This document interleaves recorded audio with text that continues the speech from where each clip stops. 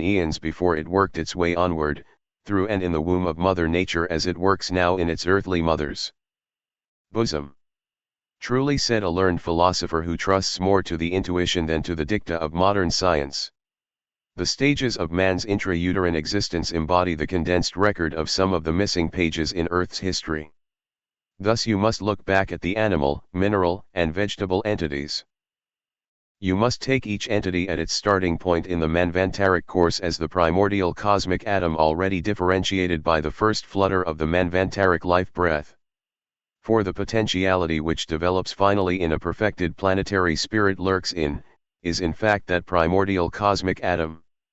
Drawn by its chemical affinity to coalesce with other like atoms, the aggregate sum of such united atoms will in time become a man-bearing globe after the stages of the cloud, the spiral and sphere of fire mist and of the condensation, consolidation, shrinkage and cooling of the planet have been successively passed through.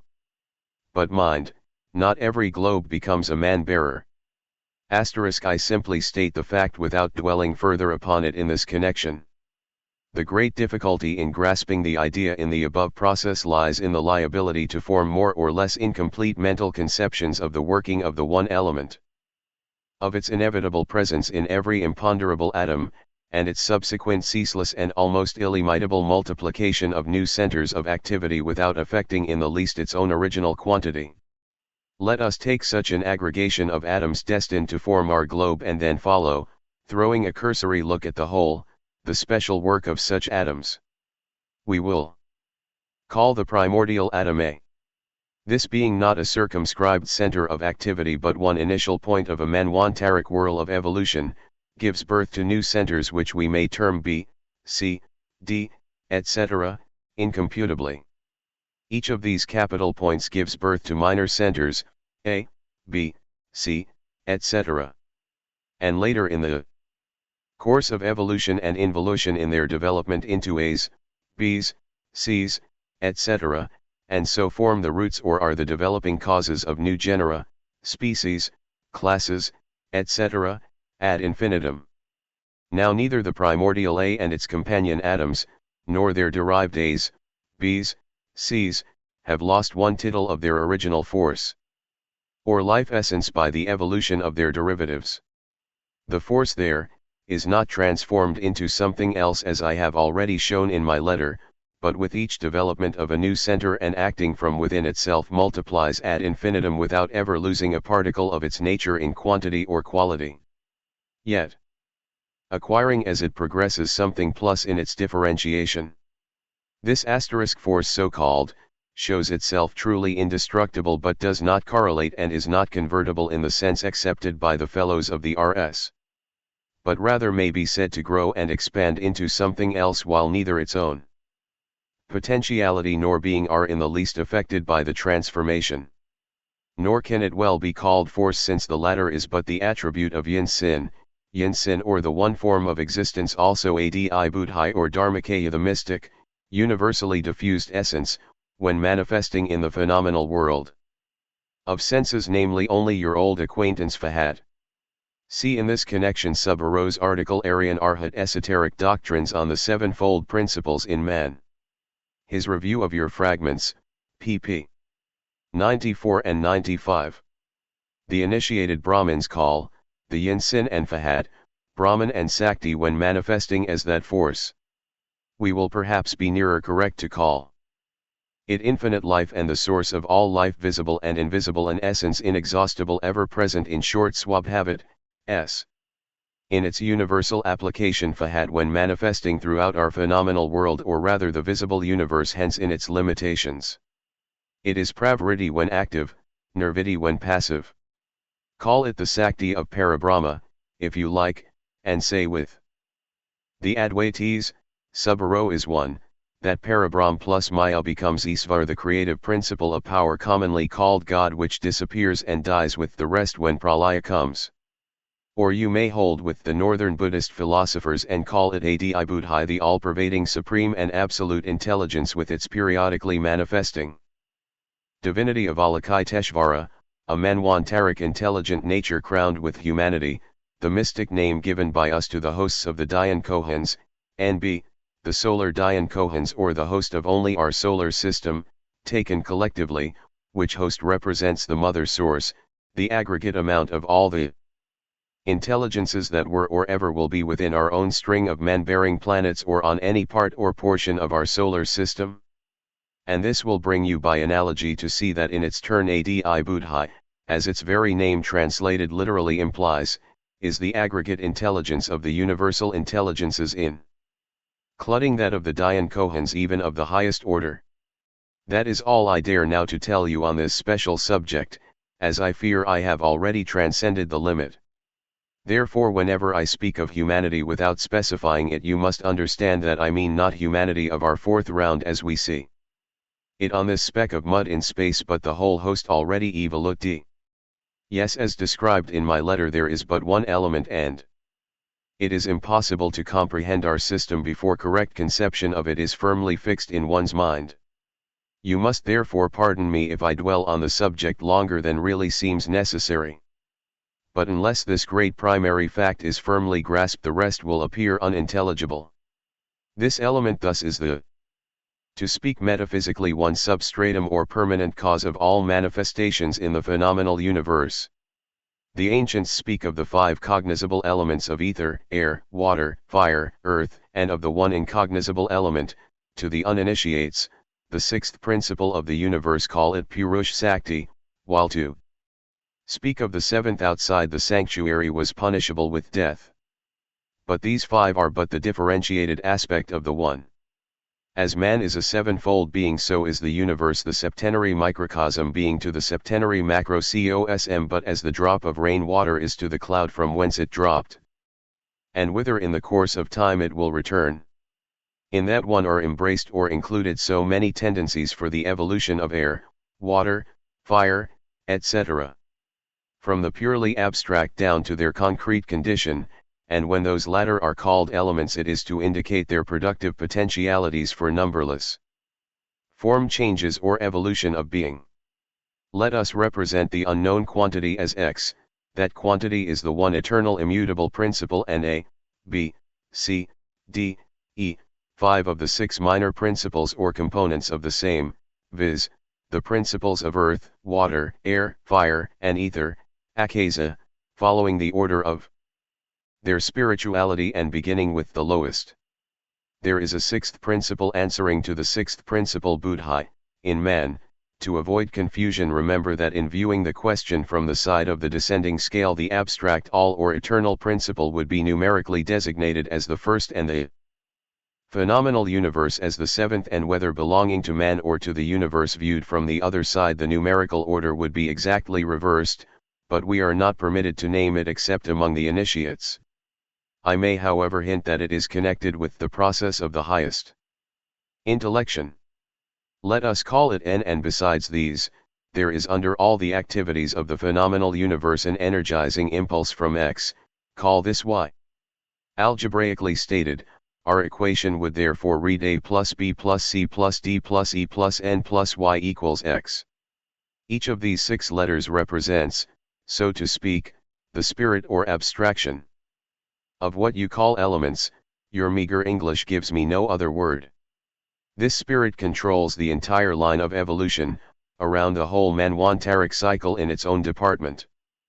The informing, vivifying, impelling, evolving cause, behind the countless phenomenal manifestations in that department of nature. Let us work out the idea with a single example. Take fire. D. The primal igneous principle resident in X is the ultimate cause of every phenomenal manifestation of fire on all the globes of the chain.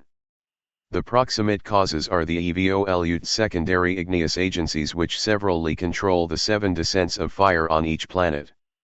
Every element having its 7 principles, and every principle its 7 sub-principles, and these secondary agencies before doing so, have in turn become primary causes.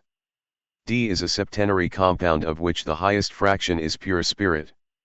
As we see it on our globe, it is in its coarsest, most material condition, as gross in its way as is man in his physical encasement.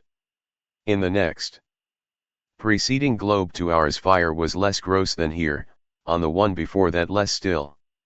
And so the body of flame was more and more pure and spiritual, less and less gross and material on each antecedent planet. On the first of all in the Manwantaric chain, it appeared as an almost pure objective shining the Mahabhuti sixth principle of the eternal light. Our globe being at the bottom of the arc where matter exhibits itself in its grossest form along with spirit, when the fire element manifests itself on the globe next succeeding ours in the ascending arc, it will be less dense than as we see it. Its spiritual quality will be identical with that which fire had on the globe preceding ours in the descending scale. The second globe of the ascending scale will correspond in quality with that of the second anterior globe to ours in the descending scale, etc. On each globe of the chain there are 7 manifestations of fire, of which the first in order will compare as to spiritual quality with the last manifestation on the next preceding planet, the process being reversed, as you will infer, with the opposite arc. The myriad specific manifestations of these 6 universal elements are in their turn but one offshoot, branches, or branchlets of the one single primordial * tree of life. Take Darwin's genealogical tree of life of the human race and others, and bearing ever in mind the wise old adage, * as below so above, that is the universal system of correspondences, try to understand by analogy. Thus will you see that in this day on this present earth in every mineral, etc., there is such a spirit. I will say more. Every grain of sand, every boulder or crag of granite, is that spirit crystallized or petrified. You hesitate. Take a primer of geology and see what science affirms there about the formation and growth of minerals. What is the origin of all the rocks, whether sedimentary or igneous? Take a piece of granite or sandstone and you find one composed of crystals, the other of grains of various stones. Organic rocks or stones formed out of the remains of once living plants and animals, will not serve our present purpose. They are the relics of subsequent evolution while we are concerned but with the primordial ones. Now sedimentary and igneous rocks are composed, the former of sand, gravel and mud, the latter of lava. We have then but to trace the origin of the two. What do we find? We find that one was compounded of 3 elements, or more accurately 3 several manifestations of one element, earth, water, and fire, and that the other was similarly compounded, though under different physical conditions, out of cosmic matter, the imaginary materia prima itself, one of the manifestations, 6th principle, of the one element. How then can we doubt that a mineral contains in it a spark of the one, as everything else in the subjective natures does? 2. When the pralaya commences, what becomes of the spirit that has not worked its way up to man? 2. The period necessary for the completion of the 7 local or earthly, or shall we call it globe rings, not to speak of the 7 rounds in the minor manwantaras followed by their 7 minor pralayas. The completion of the so-called mineral C5 carat Kli is immeasurably longer than that of any other kingdom. As you may infer by analogy, every globe before it reaches its adult period, has to pass through a formation period also septenary. Law in nature is uniform, and the conception, formation, birth, progress, and development of the child differs from those of the globe only in magnitude. The globe has 2 periods of teeth and of copilature, its first rocks which it also sheds to make room for new, and its ferns and mosses before it gets forest. As the atoms in the body change every 7 years, so does the globe renew its strata every 7 cycles. A section of a part of Cape Breton coal fields shows 7 ancient soils with remains of as many forests, and could one dig as deep once more, 7 other sections would be found following. There are 3 kinds of pralayas and manwakarat and thara. 1. The universal or maha pralaya and manwantara. 2. The solar pralaya and manwakarat and thara. 3. Titai minor pralaya and manwantara. When the pralaya no 1 is finished, the universal manwantara begins. Then the whole universe must be re-evoluted de novo. When the pralaya of a solar system comes, it affects that solar system only.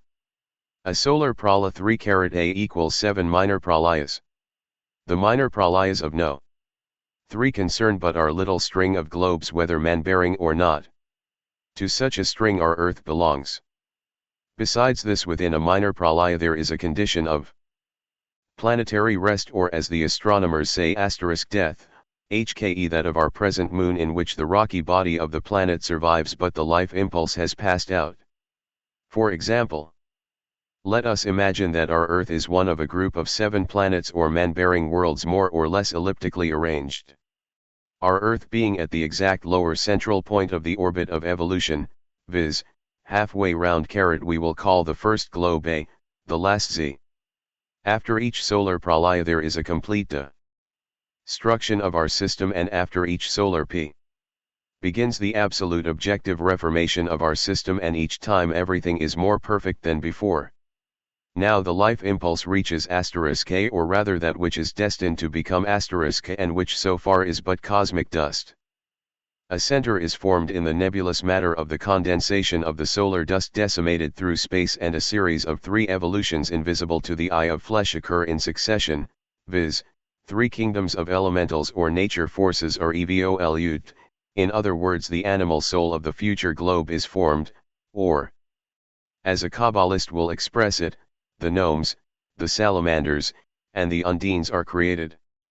The correspondence between a mother globe and her child man may be thus worked out. Both have their 7 principles.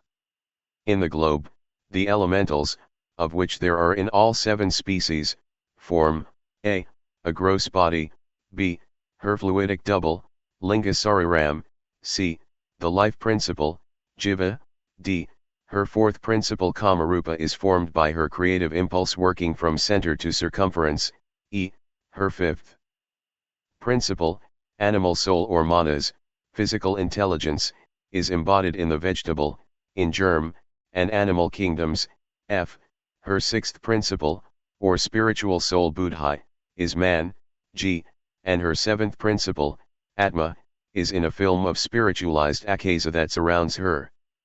The 3 evolutions completed, the palpable globe begins to form. Tti mineral kingdom 4th in the whole series, but first in this stage heads the way. Its deposits are at first vaporous, soft and plastic, only becoming hard and concrete in the 7th ring. When this ring is completed it projects its essence to globe B, which is already passing through the preliminary stages of formation and mineral evolution begins on that globe. At this juncture the evolution of the vegetable kingdom commences on globe A.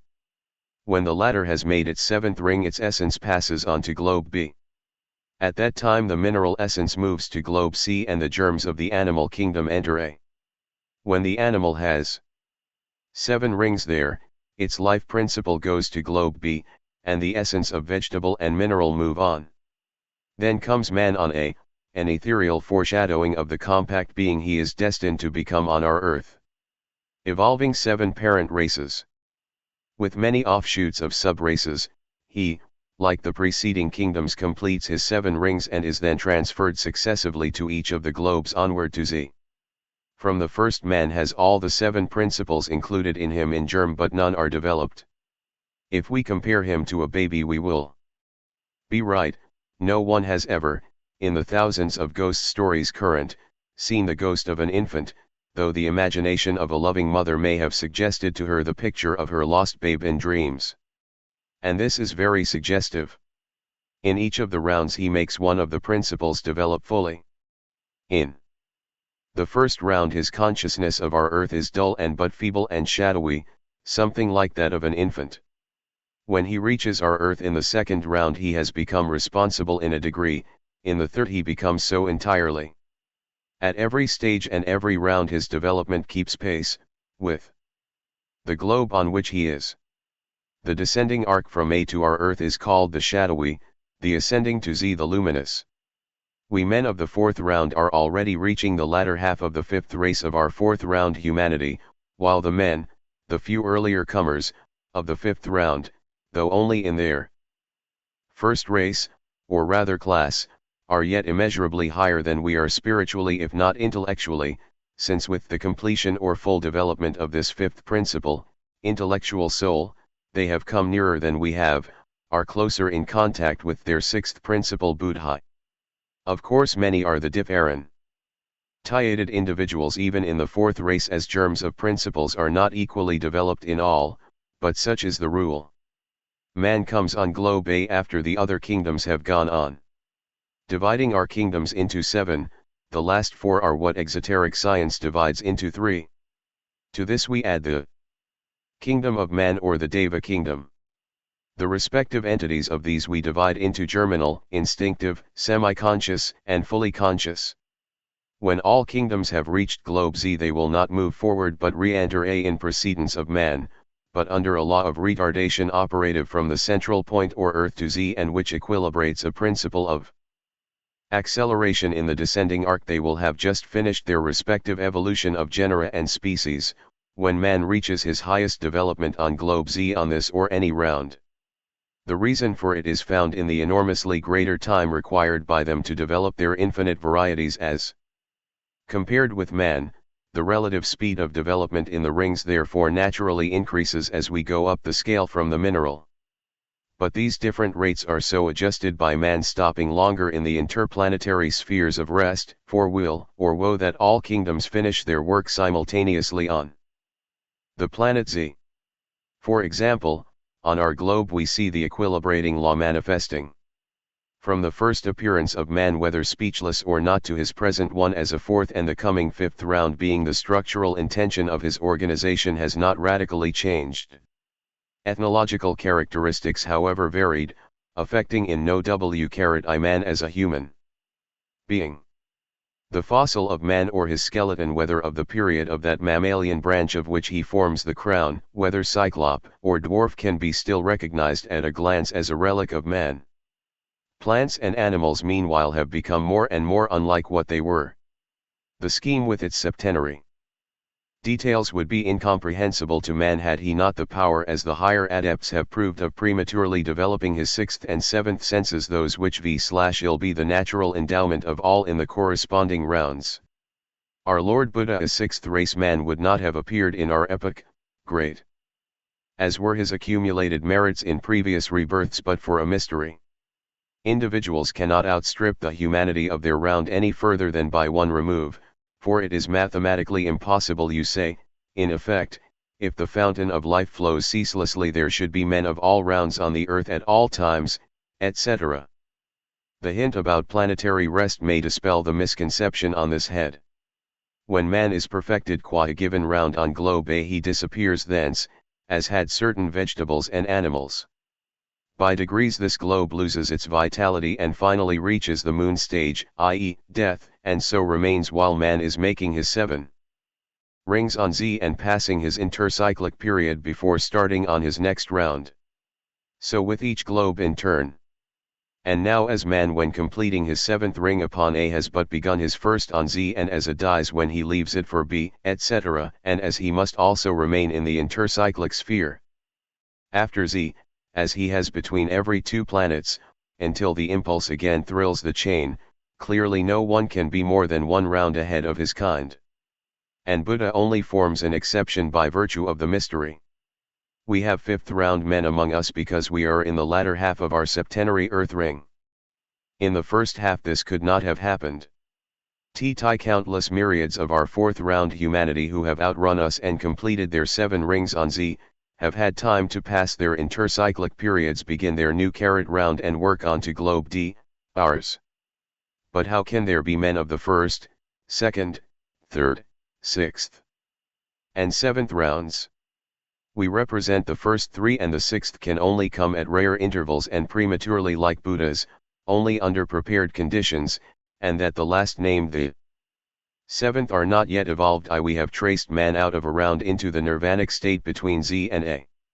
A was left in the last round dead. As the new round begins, it catches the new influx of Fe, reawakens to vitality and begets all its kingdoms of a superior order to the last.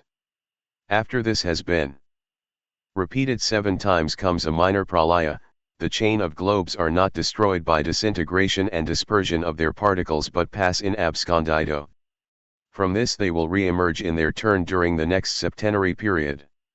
Within 1 solar period, of AP and M, occur 7 such minor periods. In an ascending scale of progressive development. To recapitulate, there are in the round 7 planetary or earth rings for each kingdom and 1 obscuration of each planet. The minor Manwantara is composed of 7 rounds, 49 rings and 7 obscurations, 1 solar period of 49 rounds, etc. The periods with Pralaya and Manwantara are called by Dikshita * Surya Manwantaras and Pralayas. Thought is baffled in speculating how many of our solar Pralayas must come before the great cosmic night. But that will come. In the minor Pralayas there is no starting de novo, only resumption of arrested activity. The vegetable and animal kingdoms, which at the end of the minor Manwantara had reached only a partial development, are not destroyed. Their life or vital entities, call some of them Nadi if you will find also. Their corresponding night and rest, they also have a nirvana of their own. And why should they not, these fetal and infant entities? They are all like ourselves, begotten of the one element. As we have our Dayan Kohans, so have they in their several kingdoms elemental guardians, and are as well taken care of in the mass as is humanity in the mass. The one element not only fills space and is space, but interpenetrates every atom of cosmic matter. When strikes the hour of the solar paralaya, though the process of man's advance on his last 7th round is precisely the same, each planet, instead of merely passing out of the visible into the invisible as he quits it, in turn is annihilated. With the beginning of the 7th round of the 7th minor Manwantara, every kingdom having now reached its last cycle, there remains on each planet after the exit of man but the maya of once living and existing forms. With every step he takes on the descending and ascending arcs as he moves on from globe to globe, the planet left behind becomes an empty chrysaloidal case. At his departure there is an outflow from every kingdom of its entities. Waiting to pass into higher forms in due time, they are nevertheless liberated, for to the day of that evolution they will rest in their lethargic sleep in space until again energized into life in the new solar Manwantara. The old elementals will rest until they are called to become in their turn the bodies of mineral, vegetable, and animal entities, on another and a higher string of globes, on their way to become human entities, see Isis, while the germinal entities of the lowest forms, and in that time of general perfection there will remain but few of such, will hang in space like drops of water suddenly turned to icicles. They will thaw at the first hot breath of a solar Manwantara and form the soul of the future globes. The slow development of the vegetable kingdom provided for by the longer interplanetary rest of man. When the solar pralaya comes, the whole purified humanity merges into nirvana, and from that intersolar nirvana will be reborn in higher systems. The string of worlds is destroyed and vanishes like a shadow from the wall in the extinguishment of light. We have every indication that at this very moment such a solar pralaya is taking place, while there are 2 minor ones ending somewhere. At the beginning of the solar Manwantara, the hitherto subjective elements of the material world, now scattered in cosmic dust, receiving their impulse from the new Dayan Kohans of the new solar system, the highest of the old ones having gone higher, will form into primordial ripples of life, and separating into differentiating centers of activity combine in a graduated scale of 7 stages of evolution. Like every other orb of space, our Earth has before obtaining its ultimate materiality, and nothing now in this world can give you an idea of what the state of matter is to pass through a gamut of 7 stages of density. One say gamut advisedly, since the diatonic scale best affords an illustration of the perpetual rhythmic motion of the descending and ascending cycle of Swabhavit, graduated as it is by tones and semitones. You have among the learned members of your society one theosophist who, without familiarity with our occult doctrine, has yet intuitively grasped from scientific data the idea of a solar pralaya and its Manwantara in their beginnings. I mean the celebrated French astronomer Flammarion Le Resurrection et le Fin de Monde, Chapter 4 Res. He speaks like a true seer. The facts are as he surmises, with slight modifications. In consequence of the secular refrigeration, old age rather, and loss of vital power, solidification and desiccation of the globes, the Earth arrives at a point when it begins to be a relaxed conglomerate. The period of childbearing is gone by. The progeny are all nurtured, its term of life is finished. Hence its constituent masses cease to obey those laws of cohesion and aggregation which held them together. And becoming like a cadaver which abandoned to the work of destruction would leave each molecule composing it free to separate itself from the body forever to obey in future the sway of new influences. The attraction of the moon, would that he could know the full extent of its pernicious influence. Would itself undertake the task of demolition by producing a tidal wave of earth particles instead of an aqueous tide. His mistake is that he believes a long time must be devoted to the ruin of the solar system. We are told that it occurs in the twinkling of an eye, but not without many preliminary warnings. Another error is the supposition that the earth will fall into the sun. The sun itself is first to integrate in the solar pralaya. Fathom the nature and essence of the sixth principle of the universe and man, and you will have fathomed the greatest mystery in this our world. And why not? Are you not surrounded by it? What are its familiar manifestations? Mesmerism, otic force, etc., all different aspects of one force capable of good and evil applications.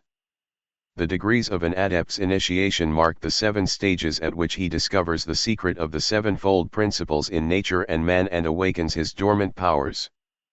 L. Letter No. XVR, I, the remarks appended to a letter in the last Theosophist, page 226, col. 1. Strike me as very important and as qualifying, I do not say contradicting, a good deal of what we have hitherto been told in re-spiritualism. We had heard already of a spiritual condition of life in which the redeveloped ego enjoyed a conscious existence for a time before reincarnation in another world, but that branch of the subject has hitherto been slurred over. Now some explicit statements are made about it, and these suggest further inquiries. In the Devachan, I have lent my Theosophist to a friend, and have not got it at hand to refer to, but that, if I remember rightly, is the name given to the state of spiritual beatitude described. The new ego retains complete recollection of life on earth apparently. Is that so, or is there any misunderstanding? On that point on my part, the Devachan, or land of Sukhavati, is a gallery 1 Mr. Sinnott's queries, to which K.H. replies in this letter, are printed in bold type. Ed. Described by our Lord Buddha himself. What he said may be found in the Shanmanyidung. Says Tathagata, many thousand myriads of systems of worlds beyond this, ours, there is a region of bliss called Sukhavati. This region is encircled with 7 rows of railings, 7 rows of vast curtains, 7 rows of waving trees. This holy abode of Arahas is governed by the Tathagatas, Dhyankohans, and is possessed by the Bodhisattvas. It hath 7 precious lakes, in the midst of which flow crystalline waters having 7 and 1 asterisk properties, or distinctive qualities, the 7 principles emanating from the One. This, O Saraputra, is the Devachan. Its divine Udambara flower casts a root in the shadow of every earth, and blossoms for all those who reach it. Those born in the blessed region are truly felicitous. There are no more griefs or sorrows in that cycle for them. Myriads of spirits, Lha, resort there for rest, and then return to their own regions. Again, O Saraputra, in that land of joy many who are born in it are of Avartyas. Etc., etc. 2. Now, except in the fact that the duration of existence in the Devachan is limited, there is a very close resemblance between that condition and the heaven of ordinary Rihgayan, omitting anthropomorphic ideas of God. 2. Certainly the new ego, once that it is reborn, retains for a certain time proportionate to its earth life, a complete recollection of his life on earth. See your preceding query. But it can never return on earth, from the Devachan, nor has the latter, even omitting all anthropomorphic ideas of God, any resemblance to the paradise or heaven of any religion, and it is H.P.B.'s literary fancy that suggested to her the wonderful comparison. 3. Now the question of importance is who goes to heaven or Devachan. Is this condition only attained by the few who are very good, or by the many who are not very bad? After the lapse in their case of a longer unconscious incubation or gestation. 3. Who goes to Devachan? The personal ego, of course, but beatified, purified, holy.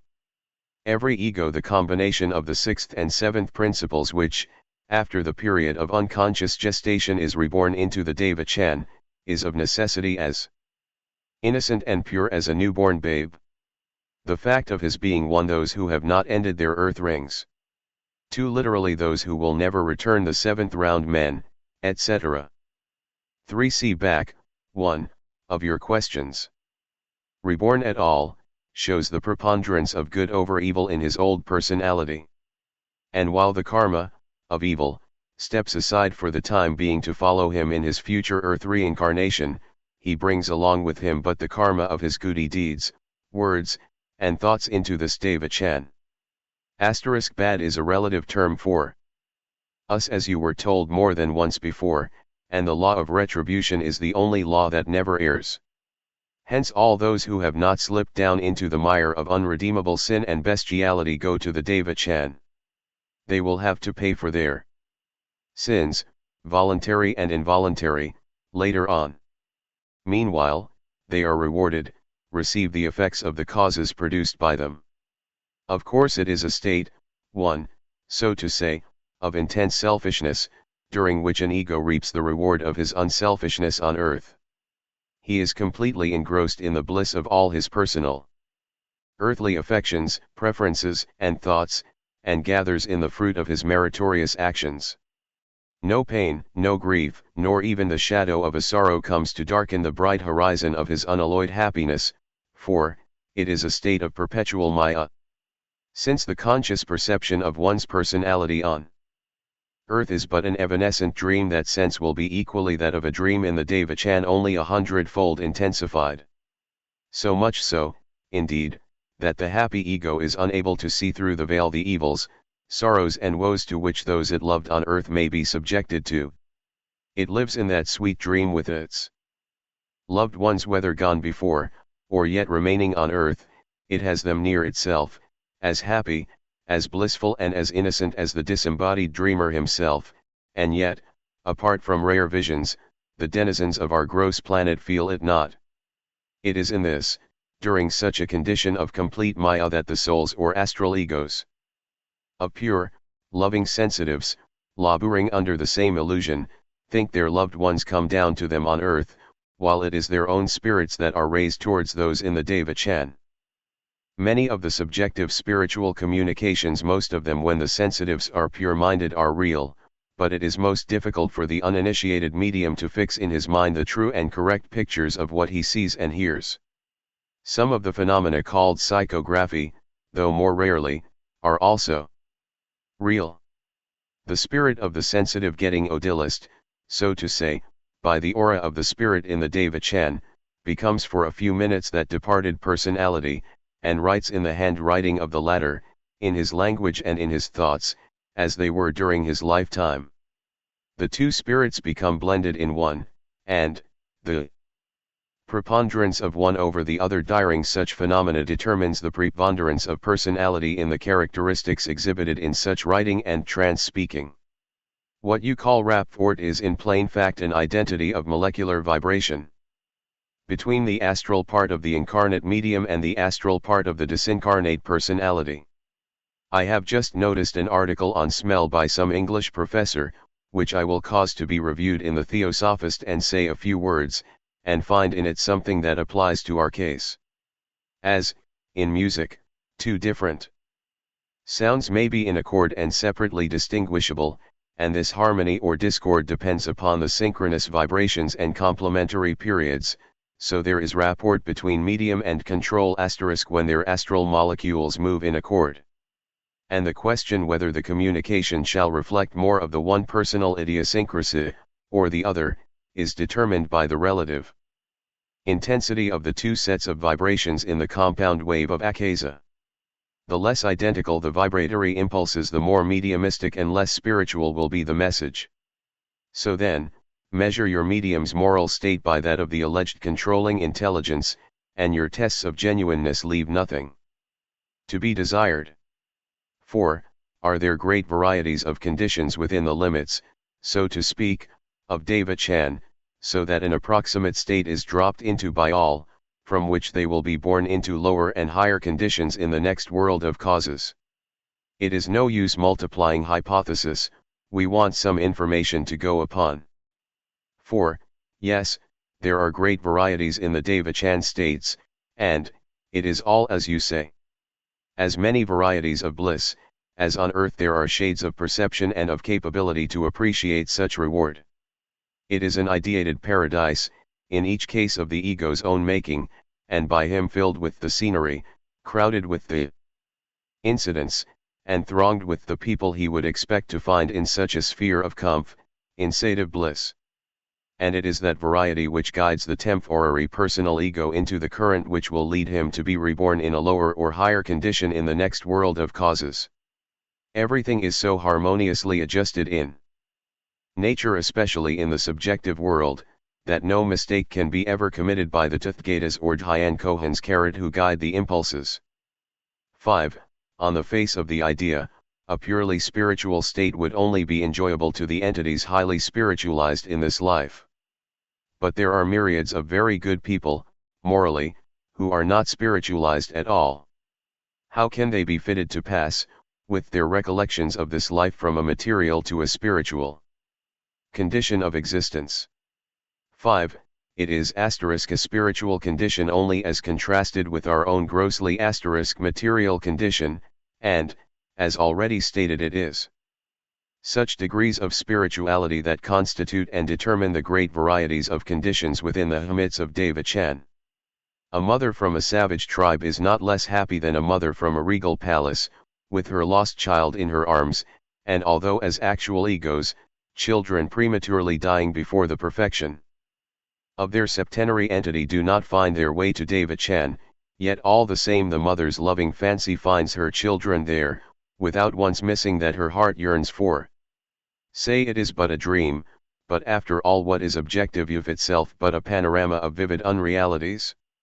The pleasures realized by a red Indian in his happy hunting ground in that land of dreams is not less intense than the ecstasy felt by a connoisseur who passes cons in the rapt delight of listening to divine symphonies by imaginary angelic choirs and orchestras.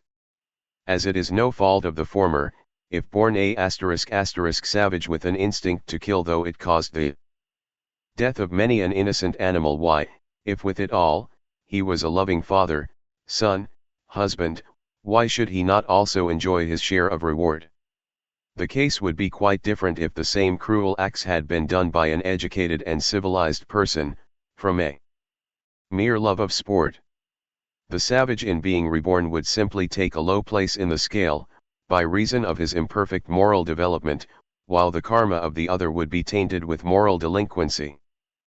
Every one but that ego which, attracted by its gross magnetism, falls into the current that will draw it into the planet of death, the mental as well as physical satellite of our earth, is fitted to pass into a relative spiritual condition adjusted to his previous condition in life and mode of thought.